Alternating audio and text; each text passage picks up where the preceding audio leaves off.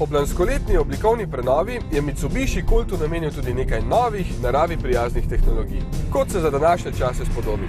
Imenuje pa se ClearTech. Ta zmanjšuje porabo in posledično izpuste v okolje. Najbolj očitno je izklapljanje motorja, ko se ustavite, vendar z določenimi omejitvami. Zunaj ne sme biti manj kot 3 stopinje Celzija, klimatska naprava mora biti izklopljena, skupna poraba vseh naprav v Coltu pa ne sme preseči 50 amperov.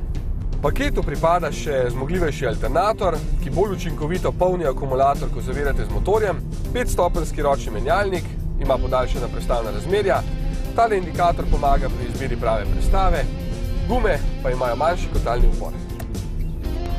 Malenkosti se odražajo na nekaj manjši porabi, ki se je na testu gibala med 6 in 8 litri bencina, kar je čisto spodobno za takšen avtomobil.